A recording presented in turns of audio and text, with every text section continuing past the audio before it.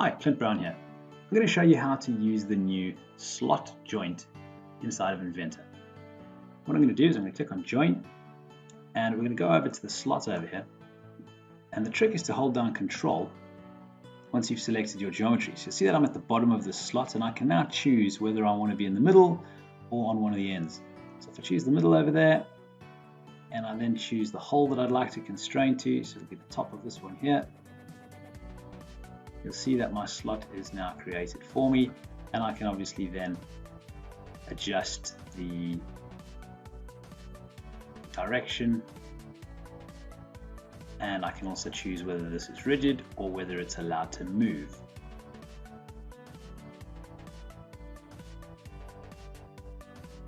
So there we have my final slot placed inside of Inventor.